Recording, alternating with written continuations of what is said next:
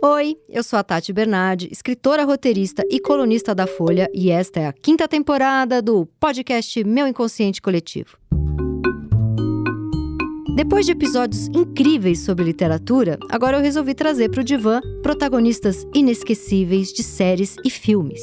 E para fazer análise selvagem dessas personalidades, eu convidei psicanalistas maravilhosos que toparam a brincadeira. A graça é que as minhas angústias, misturadas aos dilemas das obras analisadas, provavelmente são o que a sua cabecinha obsessiva sempre quis saber.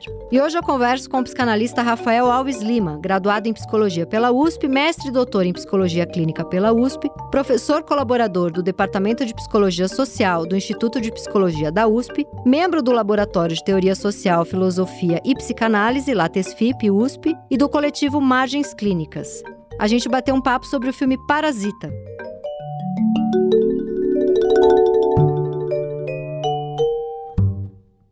Então vamos lá.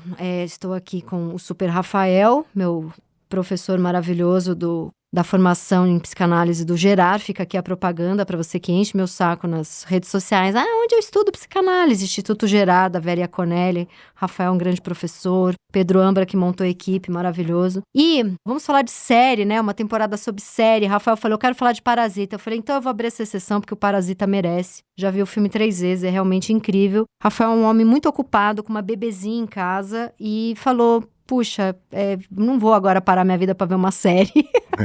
Não ia dar. Dando 20 aulas, fazendo doutorados e livros, etc. Vamos falar de Parasita, que merece aqui, que, enfim, é sensacional, revi ontem.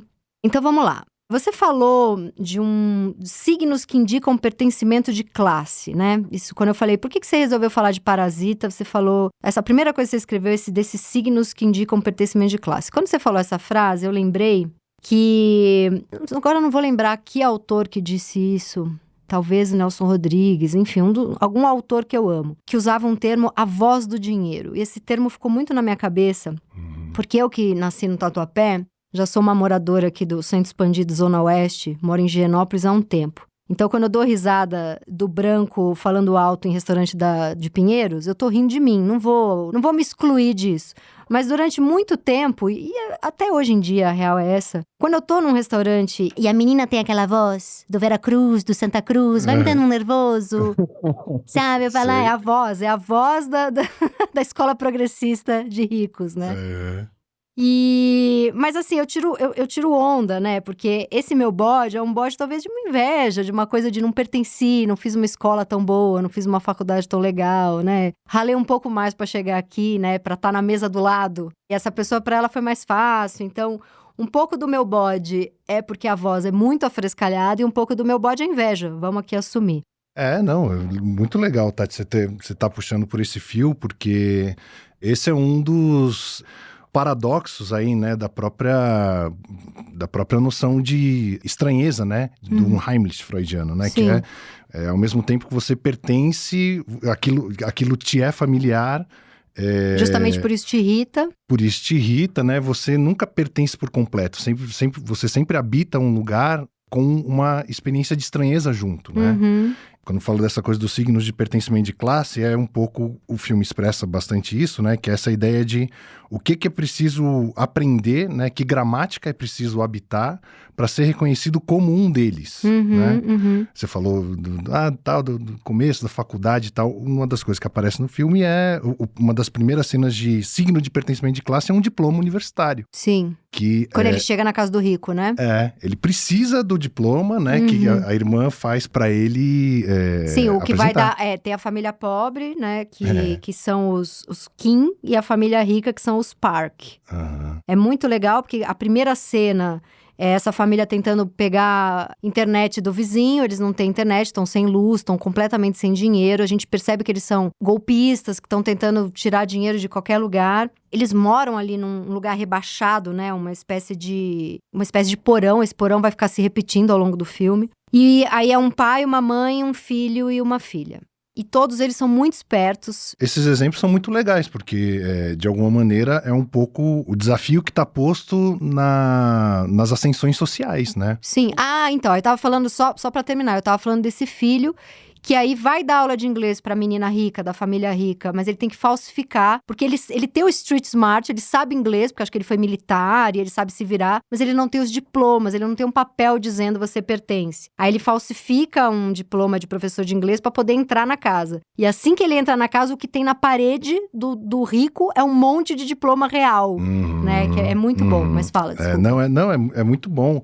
Tem uma coisa que eu achei muito curioso, assim, tem um tanto a ver com a história da psicanálise, assim, no Brasil, né? Que certos pertencimentos de elite eram tão enraizados, assim, as pessoas eram uma elite tão tradicional, quatrocentona, sei lá, os primeiros círculos de psicanalistas, principalmente em São Paulo, foi um tanto impossível, em alguns casos, saber se as pessoas tinham ensino superior ou não. Porque se você é da classe média altíssima, né? Tipo, da classe altíssima, o próprio diploma universitário, ele é secundário em relação ao sobrenome que você carrega.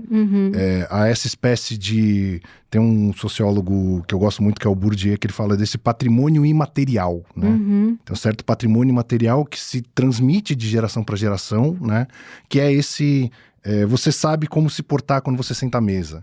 Você sabe... Você tem berço. Você tem berço. Eu lembro de um evento que me marcou muito. Eu tinha um namorado que tinha um sobrenome, enfim, importante lá pro Rio de Janeiro e tal. E a gente estava num evento, a gente tinha sido convidada por um cara que também tem a mesma coisa que ele, esse sobrenome. E claramente a gente estava ali porque ele veio de algum lugar e eu estava lá porque eu cheguei em algum lugar. Então a gente tinha o mesmo tratamento.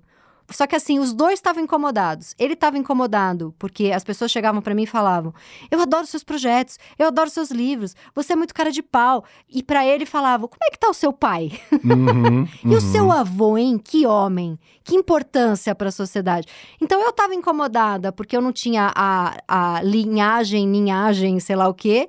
E ele estava incomodado porque as pessoas estavam tratando ele como filho de alguém, neto de alguém. E não, sabe, a gente ficou os dois putos, ficou meia hora na festa e foi embora. E São Paulo é um lugar que propicia muito esse tipo de incômodo, né? O Rio de Janeiro mais ainda, é que não se fala, né? Mas o Rio de Janeiro é castas, assim. Foi capital, né? Sim. Foi capital do país, então carrega essa herança, né? Na própria formação da cidade, na formação dos bairros. E São Paulo é isso, né? Enfim, a aristocracia cafeeira que no final das contas tomou conta, né? Dos bairros principais, digamos assim, da cidade, sei lá, esse centro expandido que a gente estava falando, né?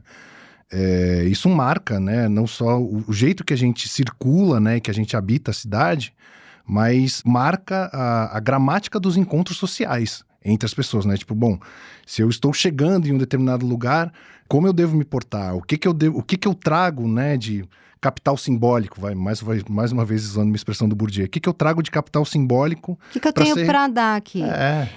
Eu vou te interromper mais uma vez, vão me xingar, e aí depois eu juro que eu vou ficar quieta. Não, é a última coisa que eu tô empolgada aqui, porque tem muito a ver com coisas que eu penso. Eu lembro que eu tive uma analista mulher, faz bastante tempo já, a minha primeira analista, e ela falava pra mim, a grande virada vai ser quando você perceber que o bobo da corte é exatamente o olhar do escritor. É a pessoa que tá ali pra ver tudo, que tá perto dos furos, dos buracos, dos discursos da corte, e é quem vai melhor depois poder tirar sarro da corte. Então você não tá nesse lugar pra se doar, você tá nesse lugar pra depois ter muito material pra rir da corte. E foi aí que teve uma virada pra mim, sabe? Só que eu acho que a virada da virada é quando eu me incluí pra poder rir de mim, porque eu também acho bobo uma mulher branca que nem eu morando em Higienópolis ficar rindo da corte. Hoje em dia faço parte disso, né? Eu amo a vida de Tina, por quê? Porque eu sou a vida de Tina, não porque eu tô rindo das Vera Cruz, Santa Cruz. Eu acabei me tornando um pouco isso. Agora é o momento que eu fico em silêncio e você brilha, antes que me xinguem no Instagram. Não, achei incrível essa tua fala, Tati, porque é isso, né? A estrangeiridade, ela acaba sendo sempre uma condição nas ascensões sociais, né? Mas uma das coisas que uma análise, por exemplo, pode propiciar é reconfigurar a forma de habitar a estrangeiridade, né? Ela sempre vai ser incômoda em alguma medida, essa é inclusive uma das traduções para um Heimlich do Freud, né? Ela sempre vai ser incômoda de alguma forma, mas se esse incômodo puder ser produtivo, puder virar um texto com o qual outras pessoas em condições parecidas se identificam, e isso possa, de alguma maneira, sei lá, promover uma consciência de classe, possa promover uma consciência crítica sobre a desigualdade social no país como o Brasil, poxa, que forma fantástica, né, de habitar essa estrangeiridade. Isso nunca se dá imediatamente sem sofrimento, sempre vai envolver algum tipo de sofrimento. Mas habitar a estrangeiridade, outra coisa também não é necessariamente se adaptar. Você não precisa... Eu não preciso imitar. Não precisa imitar e não precisa, digamos assim, aceitar aquilo como a realidade última das coisas, né? Aquela é uma realidade um tanto artificial que você escolheu pertencer. Mas sempre há outras realidades possíveis no teu leque de opções. Mas é muito doido, porque assim, eu adoro hotel de rico e odeio rico. Então a minha vida é guardar dinheiro pra poder usufruir daquele luxo, mas eu não consigo olhar pra cara do vizinho, que ele já me irrita. Eu já acho que é bolsonarista, eu já acho que trata mal funcionário. E assim, 90% das vezes eu tô certa. Pois é. O meu sonho era invadir o hotel de rico com a minha galera, sabe? Vem, galera! Vamos. Só que a minha galera tá afim da pousadinha, simplesinha, porque tem mais a ver. Então eu tô sempre... Porque tem uma coisa interessante que assim, eu lembro quando eu comecei a trabalhar em agência de publicidade, a primeira agência que eu trabalhei foi a Dow Brasil. Eu era estagiária de redação. Pra você ser um estagiário de redação, e eu sou da época de começo dos anos 2000, quando eu estagiei, que era muito assim, só filho de rico estagiava, porque não pagava nada. Então, o que eu fazia para estar ali? Eu trabalhava meio período como secretária e meio período como estagiária, para eu poder pagar meu estágio, né? E os meus amigos, meus colegas da época, eram tudo filhos de cliente, eram tudo milionários. O motorista vinha trazer com o carro blindado, sabe? Sim. E eu pegava 17 estações de metrô, 17 não, que é um péssimo número. Pegava 13 estações de metrô, 13 confirma, para chegar lá.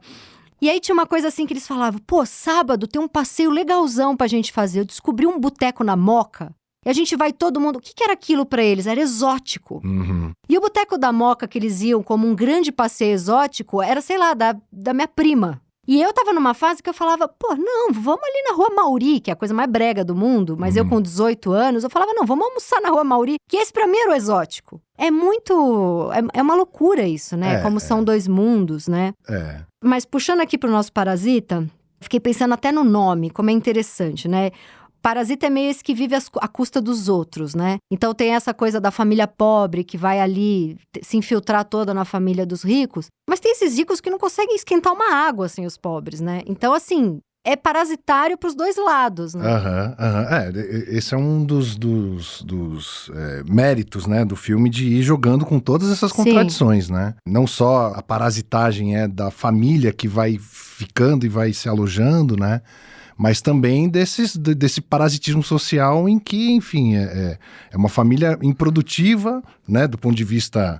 de fazer uma casa funcionar, porque o pai passa o dia todo fora e a mãe fica o dia inteiro extremamente ingênua ali, acreditando que o filho precisa dar aula de uma professora de arte, psicóloga, né, e eles enganam super fácil a família. Que é um gênio incompreendido, e a menina toda... Né? É muito interessante, e tem uma coisa que eu acho legal também do título, né? Que é a ideia de estagnação, né? De uma casa sem movimento, né? Sim. As coisas entram lá e parece que ao entrar elas morrem lá, né? O porão é uma espécie de metáfora do funcionamento daquela casa, né? Entrou no porão, ficou lá, né? E, enfim, todo o desdobramento do filme acontece lá, né? E o filme acaba, no final dos contos, quando as pessoas saem de lá. Sim, né? E eu pensei muito nesse porão como inconsciente. Como eu vi ontem o filme, já com a cabeça pra gente ter esse papo hoje, puxando pra psicanálise, é impressionante como essas pessoas que são muito artistas, né? Como esse diretor, que acho que fala Bong Joon-ho. E como ele é muito foda, artista, é impressionante como essas pessoas, elas têm a psicanálise na veia. Talvez ele nunca tenha lido psicanálise, mas se a pessoa é muito foda, se ele é um escritor foda, se ele é um diretor de cinema foda, ele vai falar de psicanálise sem nunca ter lido. Então, tem a coisa de... A família mora num porão. Depois, quando eles vão pra cá... Esse podcast tem muitos spoilers. Se você não quer, pare de ouvir agora. Quando essa família de pobre começa porque assim, eles dão um jeito de... Primeiro o menino vai dar aula de inglês, aí ele dá um jeito da irmã ensinar a história da arte, a mãe virar a governanta e o pai o motorista. Isso é brilhante, o começo do filme é genial. Mas aí eles descobrem que no porão da casa mora um cara que é marido da antiga governanta, porque ele tá escondido lá para não ser assassinado. Então, tem quase como se dissesse assim, para ter essa família aparentemente perfeita e riquinha, no porão tem merda. Exato. Não tem como ter essa aparência perfeitinha se você não for lá no porão e achar uma merda. Achar alguma coisa errada da sociedade como um todo ou do inconsciente. O que eles tiveram que fazer para subir? Tiveram que massacrar muita gente, né? Exato. Então, esse porão como inconsciente da pessoa, até mesmo um porão inconsciente da sociedade, não sei como dizer isso, né? Do que a gente tem que pôr para debaixo do tapete para acender. E a cena da enchente, eu pensei muito naquela básico 1 do Freud, que a gente estuda logo que está começando, que é recalcou e uma hora vai ter que sair, vai inundar tudo. Né? Aquela parte da enchente é muito isso. E é justamente quando o protagonista, que é o pai dos golpistas, né? Ele até então tá todo serviçal, assim. E aí é quando ele fecha a cara, fica trabalhado no ódio, e a virada do filme, isso é muito assim, ele tá servindo a família, ele sempre fala a frase, mas eles são ricos, mas eles são legais. E a mulher responde, não, eles são legais porque eles são ricos. Então fica o Tostines vende mais porque é fresquinho porque vende mais. E o momento de visão do sujeito é quando o cara fala que ele fede. É aí que ele não aguenta. Né? Porque até então ele, beleza, eu vou servir esse cara até porque assim, ele é rico, mas eu sou esperto. Então tá tudo bem, eu enrolei essa família, então beleza, estamos todos empregados. Mas aí o cara fala que ele fede, ele fala agora não. É ali que começa, né? Ele tá ali a 2 minutos de assassinar o cara. Pois é, não, essa coisa do cheiro é incrível, né? Porque ele ouve, né, o pai falando do cheiro quando ele tá escondido debaixo da mesa da sala, né? Sim. E ele fala, nossa, tô sentindo o cheiro do nosso motorista, né? Tem algumas cenas no filme em que ele se cheira, né? Tentando encontrar o que tem nele que ele não percebe. O que é esse cheiro que ele fede? E ele não percebe, né? E a cena final, você falou que o spoiler, enfim... Não, vamos de spoiler. E a cena final do filme é quando o pai pega a chave do carro com um nojinho e faz aquela cara de, tipo assim, isso aqui tá cheirando mal, né? E aí ele se insurge e fala assim, ó, isso daqui, né? Tipo, não dá. Cruzou a linha da dignidade. Sim, o cara, assim, o outro cara acabou de matar a filha dele. Pois é. E ele tá com a faca na mão. Ele pode assassinar o cara que matou a filha dele, ou ele pode assassinar o cara que falou que ele fede. Ele assassina o cara que falou que ele fede. Isso é muito bom. Isso é muito bom. Isso é muito bom. Isso é muito assim, cara. Cruzou mais a linha da dignidade do que ter matado a minha filha. É muito forte. Até porque o cara que matou a filha dele tava em surto justamente por ser um fudido como ele. E só matou porque existe o rico. Exato. Tem um negócio legal dessa sua leitura do inconsciente, que é o cara que tava no porão, que enlouquece e que, enfim, retorna do recalcado ali, né? Ele tá lá porque ele tá ameaçado de morte por dívida, né? Tipo, dinheiro, é sempre dinheiro. Quem tá ameaçando é um agiota, né? Então, por isso que ele se vê ali naquele porão indefinidamente, né? Ficaria ali a vida inteira atendendo, né, o mandato do cara que se torna uma espécie de deus, né? Ele quer a foto do cara, ele começa a endeusar o cara e no fim vai lá e quer matar o cara. Acende as luzes quando o cara passa, né? Tem um exagero caricatural, assim, desse personagem, né? Que é muito interessante. O bom desse filme é o quanto ele é caricato, porque o caricato dele é muito o que acontece, é muito um exemplo do que acontece com luta de classes, assim, né? Total. E essa coisa do exagero tem um pouco do Kafka, né? No final das contas, né? Sim. A coisa de você vai trabalhando com símbolos de forma tão exagerada, né, que o próprio exagero demonstra a tese, né? Tem uma outra passagem que eu acho muito boa, dessa coisa da classe, ainda sobre o cara que ficou no porão e tal. Ele mata o menino com a pedra. Que é a pedra que veio para dar riqueza. Exato. Eu ia te perguntar isso agora. Isso é uma simbologia. É incrível. Ele é todo amarrado, esse filme. É brilhante. É brilhante. O menino ganha, né, do amigo universitário dele, É do amigo que acendeu, de certa forma. Do amigo que acendeu. E ele fica carregando aquela pedra e chega no momento da festa, ele tá com a pedra com ele. Sim. E a menina, né, a filha da família rica fala, o que é isso daqui? Ele falou assim, eu não consigo me desfazer. Eu me apeguei tanto a... um talismã de alguma esperança, né? É possível ter futuro, porque o começo do filme é muito... Não tem futuro para essa família, o começo e o fim, né? Eu lembrei, o cara não mata o menino, né? Ele joga... O menino fica... Ele joga com sequelas, sequelas, né? Isso. Mas é incrível que o que é arremessado é a pedra, sabe? A ilusão, o talismã da ascensão social, que ele ia conseguir, que ele ia comprar a casa, né? O final do filme é um pouco essa simbologia dessa fantasia da ascensão social, né? Eu vou conseguir comprar essa casa e vou libertar meu pai que ficou no porão. Mas ele tá, no final das contas, fantasiando. É muito bonito, porque o pai fica no porão, no lugar do outro homem que estava no porão. Então é como se fosse assim, é uma dança das cadeiras da pobreza. Você sai de um porão para outro porão. E também por isso ele não mata outro cara e mata o rico, porque ele é o outro cara. Ele não vai se matar, ele é o espelho do outro cara, né? E é muito bonito porque o final, ele troca a carta com o filho, e o filho já com sequela cerebral, atacado pelo próprio desejo de ascender, né? Ele fica com sequela quase como desejar para esse tipo de pessoa enlouquece. Né? É o que acaba com a vida delas. E aí eu fui ver uma entrevista do diretor ontem para preparar a nossa conversa de hoje. E várias pessoas perguntam isso pro diretor, por que um final tão triste? Porque ele conseguiu fazer um filme que tem comédia, que é thriller, que é suspense, que é drama. É muito foda, né? E aí pergunto, por que um final tão triste? Aí ele falou, porque essa é a vida do pobre. Quem é que consegue sair do porão? Eu queria fazer um filme real. Legal. Não deixa de ser. Ele fala, imagina que eu vou... Então é isso, né? A menina morre, o menino fica com sequela, o pai fica preso. E a mãe... O que acontece com a mãe? Fica ali. A mãe fica na mesma, assim, né? Quer dizer, a mãe é, no final das contas, quem consegue fazer um pouco a contenção do filho que ficou com a sequela. Ela fica cuidando do filho. E velando o corpo da filha, né? Quer dizer, tem uma das cenas finais que é eles no cemitério, né? Se eu não me engano. Enfim, se despedindo da filha. E sabe uma coisa que eu pensei também? Na época que ganhou Palma de Ouro, Oscar, saía muito... Sempre que tinha, principalmente nos cartazes do filme, né? Ganhou 4 estatuetas no Oscar, ganhou Palma de Ouro, filme do ano, você tem que ver. E o subtítulo era, logo depois que ganhou o Oscar, né?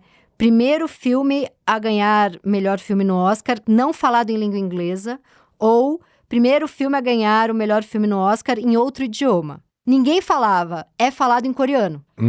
E aí eu fiquei pensando nesse apagamento até, né? Porque assim, o quão longe esse diretor chegou. Ele tá falando de um apagamento social. Ele faz um filme que chega na Palma de Ouro e chega no Oscar. E ninguém fala no cartaz do filme que é um filme coreano.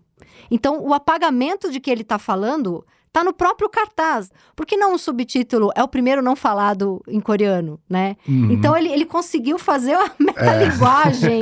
Pois é. Não, é verdade. É incrível. Isso também foi uma das coisas que eu pensei nesse filme, né? O fato dele ter... É muito, muito engraçado, né? Ele quebra essa barreira de ganhar o Oscar de melhor filme, sendo um filme estrangeiro, que ele também ganha, né? Mas tem uma barreira que ele não consegue quebrar. Que é, no final das contas, quem decide, quem define a gramática. São os americanos, brancos. É. Nós deixamos, é quase assim, nós deixamos você ganhar, porque tá bonito pra gente, quase como um objeto a ser usado, dá prêmio pra minorias, né? Sempre que, eu sempre lembro de uma cena do Oscar, que eram as mulheres brancas riquíssimas de Hollywood, em vez de irem acompanhadas de seus maridos, elas iam acompanhadas de alguma mulher preta ou indígena. E eu fiquei vendo aquilo e, ai, que coisa linda, né? Acho que fazia parte do movimento Me Too, não lembro. E eu fiquei pensando, na verdade, aquilo era igual eu tá vestindo, é um Versace, é um Prada. Eu vim com a minha preta, eu vim com a minha indígena. Não muda muito. É a mulher, quem tá no poder é a mulher branca, riquíssima de Hollywood, que em vez de desfilar o Balenciaga dela, tá desfilando a amiga preta. Né? Então, o poder continua na mão dessas pessoas. E é um pouco isso. E o que é preciso questionar é esse poder, né? Quer dizer, é o poder de definir as relações, o poder de definir a gramática das relações, né? Se a pessoa, enfim, leva alguém da minoria a tiracolo pra, enfim... Pra tirar onda. para tirar onda, para passar uma imagem, qualquer coisa assim. Bom, a gente não desconstruiu a gramática que precisa desconstruir. Sim. A gente não reconfigurou o laço social como a gente precisa reconfigurar. O que tem que fazer? Tem que ler Marx? Entender que tem luta de classes? Tem que ler Marx, tem que entender luta de classes. Essas pessoas que defendem marxismo cultural, tipo, o estuprador da mulher grávida. O que esse lixo desse Bolsonaro fala? Vai precisar ver o que ele aprendeu nos diretórios acadêmicos. A culpa é da universidade. Ele falou isso? Ele falou isso. Eu tenho uma filha pequena, eu não vejo mais essas coisas. Não, nem dá pra ver, senão... Sei. Ele falou isso, o que leva, você viu? Será que é a violência do seu governo que leva pessoas a fazer isso? Não, precisa ver o que ele aprendeu em diretório acadêmico das universidades, que é a coisa do marxismo cultural, que são os professores ensinando todo mundo, né? Porque tem o marxismo cultural. E esse tipo de leitura, lá atrás, desde a época da escola, é o que faz mudar? Tem um argumento, uma coisa que eu até estudei na minha tese. Esse argumento que ele chama, né, enfim, esse fascismo brasileiro chama de marxismo cultural, é uma herança da Guerra Fria, né? Na Guerra Fria, o lado norte-americano, especialmente nos anos 50, começou a olhar para o marxismo não da maneira que ele se apresentava tradicionalmente no discurso dos partidos comunistas, mas sim como uma espécie de forma meio subterrânea, assim, meio subreptícia, de infiltração da ideologia marxista dentro das famílias, dentro das universidades. Então, o que aconteceu nos anos 50, nos anos 60, nos Estados Unidos, por exemplo, foi uma perseguição muito forte aos jovens, aos estudantes, né? Porque a ascensão dos movimentos de contracultura nos anos 60, o movimento hippie, etc., era, digamos assim, interpretado pelo que se chamava então de macartismo, como uma espécie de marxismo que não se declara enquanto tal. Uhum. Que ele vai acontecendo por uma subversão dos costumes, né? Ele vai comendo pelas beiradas. Comendo pelas beiradas e daqui a pouco a família se degradou, a universidade, a ciência se degradou.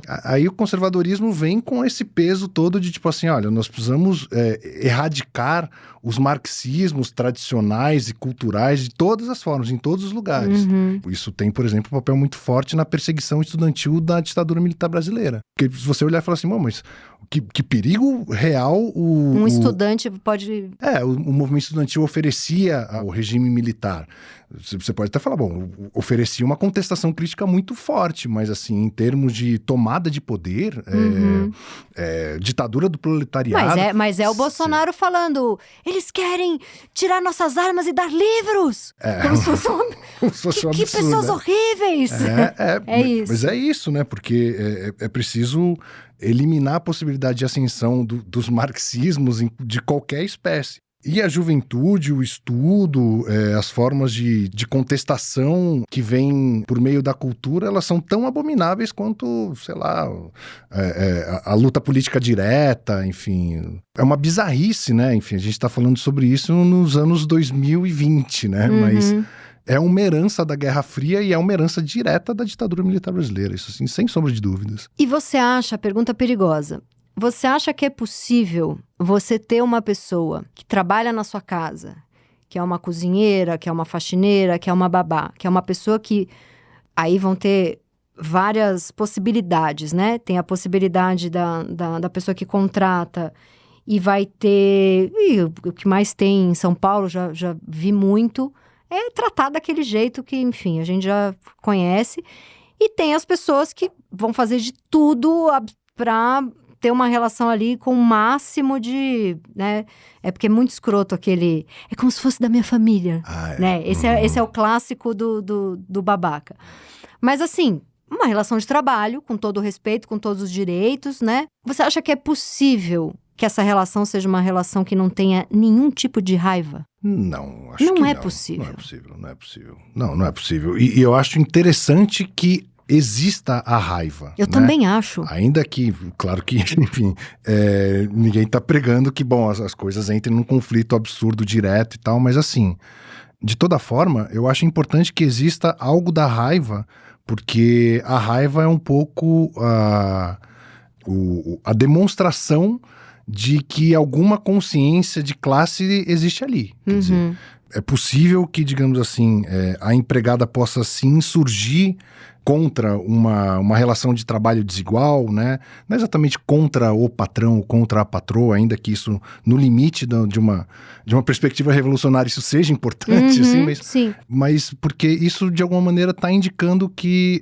essa relação, por mais que ela possa apresentar essa caricatura de igualdade, ela é profundamente desigual. O máximo progressista que eu consiga ser, respeitando o meu potencial perua de pessoa que sim tem babá, que sim tem faxineira, porque, né, é muito bonito você ser a progressistona feminista de hashtag, mas na tua vida real tem os furos do discurso. Pois é. A minha vida real tem muito furo de discurso, por isso que eu tenho bode de discurso. Eu prefiro assumir aqui que tem os buracos, né? É uma relação tensa e ela é estrutural. Num país como o Brasil, com a tradição escravagista que tem, assim, enraizada nas entranhas, né, dos comportamentos, das diferenças de classe, é algo que, assim, é uma espécie de cadeia. A Lélia Gonzalez é uma autora que fala disso, a Rita Segato, que é uma antropóloga, também fala, né? Isso vai se estendendo numa cadeia, quer dizer, a Rita Segato chega a falar em maternidades transferidas, né? Você passa de uma mãe para outra, quer dizer, a babá que vai cuidar do seu filho, mas a sua babá talvez tenha também a babá dela para cuidar enquanto ela cuida do seu filho. Sim. Então, isso vai formando uma espécie de rede que é muito difícil a gente colocar isso numa conta individual. A transformação disso precisa ser uma transformação social, coletiva. Sim. Quer dizer, a gente precisa acertar as contas com o passado tão presente da escravidão no Brasil. A gente precisa mudar um pouco a dinâmica das diferenças salariais, das diferenças de regime de trabalho. Teria que mudar muita coisa para que as experiências de maternidade, de paternidade, possam ser outra coisa, porque também, sei lá, talvez o lado da paternidade dessa conversa seja, não, tá bom, eu progressista, não sei o que lá, que sobrecarrega a já sobrecarregada mãe. Não, exatamente. Mas da rua pra fora, eu o sou maridão, o cara que fala... o boy lixo progressista que fala, eu sou contra a babá. E aí a mulher não consegue trabalhar, não consegue estudar, tem toda essa discussão. Pois é, a primeira cena de relação de trabalho do filme é uma cena de desconfiança, que é da montagem das caixas de pizza. Sim. Lembra que? Sim. Tô fazendo aqui, não, mas eu não vou contratar. O menino tenta se vender como um possível montador de caixas ali. Mas eles desconfiam, tipo assim, bom, mas a gente montou X dezenas de caixas, cadê o nosso dinheiro? Então, quer dizer, as relações de trabalho num regime desigual, capitalista, digamos assim, elas vão ser sempre estruturalmente desiguais. Sim. Então, e desconfiáveis. A relação de desconfiança, ela é um resultado imediato da desigualdade do poder, né? Entre quem contrata e quem é contratado. Sim. Acho que a solução um pouco para isso de fato, estrutural, assim. Ninguém vai conseguir resolver isso individualmente, né? Se colocar no pedestal moral e falar, não, mas eu resolvi, o meu dia tem 50 horas e eu... Não, o dia de ninguém tem 50 horas, você não vai conseguir fazer. E é muito interessante. E isso vai gerando, digamos assim, o que o filme vai expressando, que é essas relações de parasitagem, né? Ela precisa de mim, eu preciso dela. É isso que eu vivo. Um mundo mais justo seria a gente não ter faxineira, cozinheira, babá? Poxa, eu não sei se isso seria exatamente... O que me parece mais justo é que as pessoas possam exercer os seus ofícios, os ofícios que elas escolheram. Ganhando decentemente. Ganhando decentemente numa média minimamente aproximável, assim. Numa média que seja minimamente aproximável ou talvez igual, né? Sim. O que precisa acabar, digamos assim, é a exploração da força de trabalho. Sim, né? Em que quem é explorado não tem condições de ficar com o lucro que está na mão de quem explora, né? O tal do conceito marxista de mais-valia, né? Quer dizer, a extração da mais-valia fica do lado de lá e quem está sendo explorado não vai ter condições de brigar horizontalmente por uma posição ou mesmo de fazer aquilo que quer. Porque assim, por que a minha hora tem que valer mais do que a hora dela? Porque eu estudei. Por que eu estudei? Porque ela não teve a chance e eu tive. Então, não faz sentido essa comparação da hora que vale mais, a hora que vale menos. Pois é. Porque a oportunidade, enfim, é muito complexo. E ninguém quer sair desse lugar de conforto. Ninguém quer sair do lugar de conforto. Eu passo o dia inteiro no meu discurso progressista, dando graças a Deus de que enquanto eu tô aqui, a babá tá com a minha filha. Porque senão eu não podia estar aqui tendo essa conversa com você. Pois é. Mais uma vez, puxando o fio do filme... Tanto ninguém quer sair do lugar de conforto ou do lugar que acredita ser um lugar de conforto, que o filme acaba em morte. Sim. a família tá percebendo que aquela festa não vai dar certo. O próprio apego do menino à pedra representa um pouco isso, tipo assim, isso aqui vai dar merda. Vai dar merda. Vai dar merda. Mas ainda assim, insiste-se até o momento em que, bom, a menina morre entregando a coisa pro menino. O porão já tava o caos, o porão já tinha virado o filme de cabeça para baixo, assim. Então, muitas vezes abrir mão do privilégio também não é uma questão individual ou moral, né? Mas abrir as condições de uma maneira minimamente estruturada, socialmente estruturada, para que as pessoas tenham condições de acessar os mesmos bens sociais, Sim. materiais, simbólicos, culturais, etc., de uma maneira minimamente equilibrada. E aí, o que igual. vai acontecer? Se todo mundo tiver a chance de acessar e estudar igual, não vai mais ter ninguém trabalhando na sua casa. E é isso que as pessoas não querem. Pois é, se a gente tivesse, por exemplo, um Estado que pudesse se responsabilizar mais pela educação das crianças, Não precisa ter. Não precisaria. Sei lá, a luta pela educação pública, por creches públicas, é uma forma pela saúde pública, é uma forma de você conseguir equilibrar, tipo, bom, tudo bem, minha filha, sua filha estudam na escola pública, tem uma creche pública que pode passar, sei lá, 6, 8 horas por dia, e eu trabalho enquanto o Estado garante o bem-estar psíquico mínimo para eu conseguir me concentrar naquilo que eu faço, naquilo que eu escolhi fazer, né? Então, enfim, tem uma parte dessas condições sociais mínimas passa pelo fortalecimento do papel do Estado, para que ele cumpra as funções, os direitos do cidadão. Mas você falou em termos de estudo, eu pensei em termos de saúde. Se todo mundo tivesse o mesmo acesso a hospitais, e fosse um hospital público a todos, um hospital público bom para todo mundo, ia perder uma coisa típica de São Paulo, clássica, que é o status porque a pessoa tem Einstein.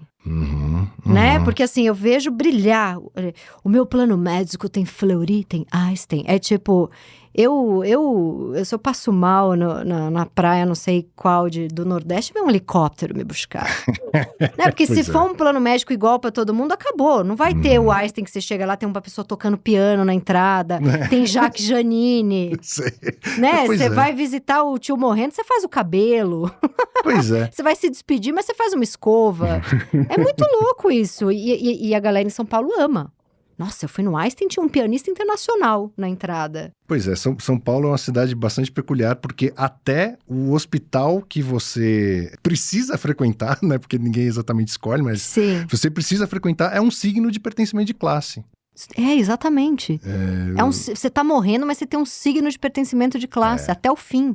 Isso é o morrer com dignidade em São Paulo. Olha que loucura. Pois é. E tudo vai entrando nisso, né? O restaurante que você frequenta, o carro que você tem, o lugar que você passa suas férias... Tudo Sim. vai vir, as escolas que você estuda na infância. São Paulo é uma cidade muito curiosa, assim, que muitas vezes a escola em que você estudou, dependendo da escola, se for uma escola de elite, é mais importante do que a faculdade que você estudou. Sim. Porque vai definir as relações sociais que vão facilitar abrir uma porta no mundo do trabalho mais na frente. Muitas vezes não são os laços da faculdade, são os laços do colégio. Sim. Porque afunilou uma amizade entre os pais das famílias. Então, você sabe para quem recorrer, o telefone toca. Então, outro dia eu falei que eu queria colocar minha filha numa escola, que é a escola, né, que todo mundo quer colocar. Uma amiga minha falou, com que idade você quer colocar? Eu falei, quando ela tiver uns 10. Minha filha tem 4. Minha amiga falou, começa agora, senão você não entra. Pois é. Você tem que conhecer as pessoas, tem que ficar amiga das pessoas. Eu falei, eita, que loucura, né? Isso é uma loucura. São Paulo é uma cidade que realmente precisa ser mais estudada, porque tem a coisa de, por exemplo, tem certas escolas que você só consegue matricular se você estudou lá quando você era... dessa mesmo que eu tô falando. E provavelmente... Não, mas é que tem mais várias. de uma, são várias. E provavelmente, ou seu pai ou sua mãe estudou lá. Sim. E seu avô estudou, quer dizer... Casta, é Matarazzo. Você pode trabalhar o quanto for, ganhar o salário que for para pagar a mensalidade. Você trabalha 50 horas por dia para pagar aquela mensalidade. Você consegue pagar e ainda assim você não pertence àquele ecossistema social daquele grupo que... É difícil furar esse negócio. É difícil. Eu lembro quantas festas eu não fui. Oi, tudo bem? Prazer. Você fez Vera Cruz ou Santa Cruz? Eu respondo, eu fiz Cruz Credo. Já que você quer uma cruz... eu fiz cruz credo. Aí ri, aí no que riu, eu furei. Mas até quando eu vou ter que tirar sarro de mim pra furar? Que é aquele documentário maravilhoso da Nanette. Você viu, Nanette? Nanette, qual que é? Não é documentário, desculpa, é um stand-up da Hannah Gadsby. É uma humorista que ela é lésbica, gorda, e ela chega fazendo um monte de piada com lesbianismo, com ser gorda, com não sei o quê, e uma hora ela fala, vocês estão rindo? É porque eu tô me associando com o agressor. Eu não quero mais rir de mim. E aí fica todo mundo em silêncio. É demais esse... Que legal. É muito legal. É muito legal. Uma última coisa que eu queria falar, como é linda essa cena. Quando estão dedetizando, eles estão em casa, né, a família mais pobre, e eles estão com a janela aberta. E aí passa um cara dedetizando ali a rua, e um fumacê, e aí a mãe fala, vamos fechar as janelas, rápido, e o pai fala, não, vamos deixar aberto, porque a gente ganha uma dedetização de graça.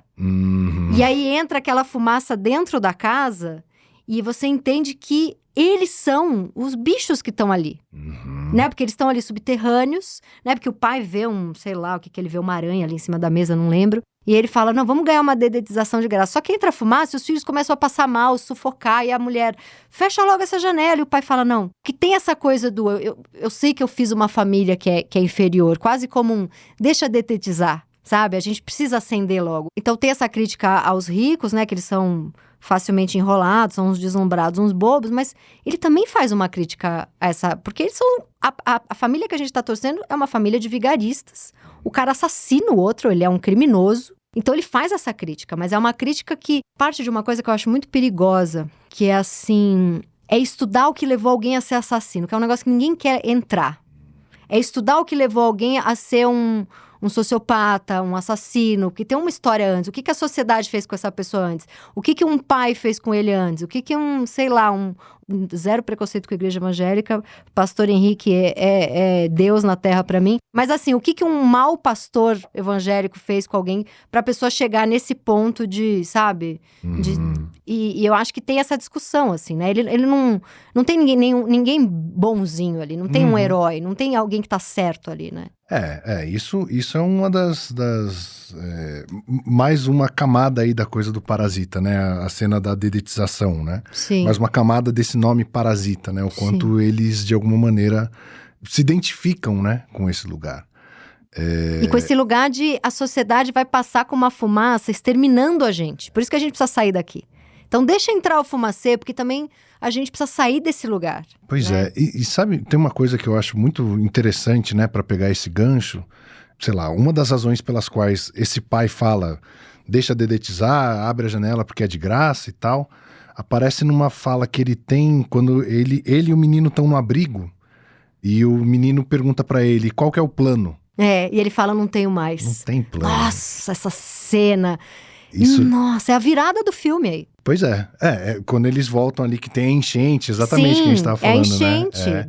Que deixa todo mundo desabrigado, e ele fala, olha, tem uma forma de você não se decepcionar, que é não fazer planos de futuro, quer dizer, abandone a ideia de futuro, que você pelo menos vai se livrar de decepções, né? Você não vai ficar sonhando um pouco como o próprio menino apegado à pedra. Os filhos são sonhadores, tanto o menino quanto a menina. E é muito interessante porque, de alguma maneira, essa suspensão do futuro coloca... Não tem nada a perder. Coloca a família inteira nesse estágio, não tem nada a perder. Assim, é um estado quase animalizado, né? Sim. De a virada é estar ali. no mundo. Porque até então, é assim... Nós temos o amor do nosso pai e da nossa mãe. Eles são cagados, mas eles têm um pai e a mãe ali com eles. Então, eles são mais sonhadores. Mas tem uma coisa ali de... A gente é vigarista, a gente é trambiqueiro, a gente se vira e sempre tem um plano de como se virar. E tem esse prazer do... A gente é muito mais esperto que aqueles riquinhos lá. Então, eles estão, de certa forma, com a autoestima ali... O começo do filme, você fala... Puta, é um filme maravilhoso de pobre se vingando de rico. Eles vão enrolar esses ricos e vão ficar com essa casa. Você tem certeza que o filme é sobre isso? Né? E o final, e assim, do meio... Daí na hora que ele fala, não tem plano, e a cara dele fica aquela cara de ódio, que é a partir do momento que o cara fala que ele fede, aí o filme começa a feder. Junto com a frase do cara, né? Pois é. Que vira. E é isso, né? Quando você assume que você não tem nada a perder, enfim, por isso também que a gente enquanto espectador, se identifica com a família pobre, né? Quer dizer, todo mundo que está em algum tipo de processo de ascensão social tem uma parte que não tem nada a perder. Sim. Porque se você tiver algo a perder, você não vai dar os passos que você precisa dar. Sim. A ascensão social envolve riscos que, dependendo de como for, podem ser riscos à vida. Sim. Não tem o que manter, não tem nada, né? Não tem que manter. E, no final das contas, se nada der certo... Vai ficar onde eu tava. Tudo bem. Eu fico no porão mesmo, Sim. até... Eu já morava em porão mesmo, né? Eu gosto desse final triste, assim. Que Sim. ele é a realidade da desigualdade que o capitalismo impõe às relações sociais, às relações de trabalho. Eu acho que a gente precisa de um pouco mais dessa... O Parasita foi um momento, né? Foi antes da pandemia, assim, Nossa, mas foi um momento, tipo assim... Ele foi... Tem esses livros, né? Não sei como é que chama isso, mas tem aquele Fita Branca. Fita Branca, o alemão? Filme alemão? Tem essa coisa do o que vem antes, como se estivesse pressentindo um momento, né? O Fita Branca é sobre isso, né? É aquele clima, tipo, vai dar merda, o nazismo tá vindo aí, né? O Parasita foi tipo... Vai vir um vírus aí, né? Foi muito isso, né? Foi. E foi o filme certo, na hora certa, enfim, Sim. sobre o governo Trump, que, enfim, ganhou o Oscar, apesar da gramática ser norte-americana. Simbolicamente foi muito importante esse filme ter ganhado o Oscar, porque ele concorreu com filmes, tipo, Coringa, não foi? Tipo, concorreu com uns filmes incríveis. E ele ainda conseguiu fazer crítica à Coreia do Norte, porque essa coisa de ter porão em todo lugar... É porque se tiver uma ameaça da Coreia do Norte, a gente corre pro porão. É verdade. E ele conseguiu fazer essa crítica, né? Ele tem tudo, é um filme completo. É um filme completo, assim. E muito legal que foi possível resgatar esse filme, assim, pra gente ter essa conversa. Porque ele é tão atual. Ele é um filme sul-coreano, mas eu acho ele tão brasileiro. Muito brasileiro. Ele tem um humor brasileiro. A malandragem deles, toda hora eu penso, tá no Rio isso? Tá rolando no Rio? Ele tem uma malandragem carioca, né? É incrível como o sofrimento une culturas. Pois o sofrimento da classe trabalhadora é muito parecido, né? É muito parecido, é muito. E os ricos meio flat, meio também é igual, aquela casa. Um arquiteto famoso e no porão tem um cara. Não, é incrível. Rafael, você foi maravilhoso. Tem alguma coisa Tem alguma coisa que você pensa do filme que você quer encerrar? Ou acho que falamos tudo? Não, acho que podemos, enfim, só incentivar as pessoas a assistirem esse filme, tão perto da eleição, vejam o filme, invistam na consciência de classe, lembrem-se do lugar que vocês estão, porque é muito fácil você se iludir, um pouco como aquela ilusão da festa que eles dão quando a família tá viajando, né? Nesse momento eu tô podendo tomar um uísque, comer uma comida chique, não sei o quê, você acha que isso daí é eterno? Não é eterno, isso é só uma noite, é uma pequena ilusão. Na primeira enchente, na primeira tempestade que tiver, você volta pro porão. Então, assim, presta muita atenção e leve essa consciência de classe para as próximas eleições aí. Sensacional. Muito bom, Rafael. Obrigada. Pode falar, assim, propaganda desse Pelo amor de carão. Deus. Então tá bom. Eu começo todo episódio falando 13 confirma. É isso. Muito bom, muito bom. Muito bom, Rafael. Que legal. Este foi o Meu Inconsciente Coletivo, o podcast para onde a sua neurose sempre vai querer voltar. Eu sou a Tati Bernardi e a edição de som é da Zamundo Studio. Os episódios do Meu Inconsciente Coletivo são publicados toda sexta-feira de manhã nos principais agregadores de podcast. Escute o seu inconsciente e siga a gente para não perder nenhum programa. Até semana que vem.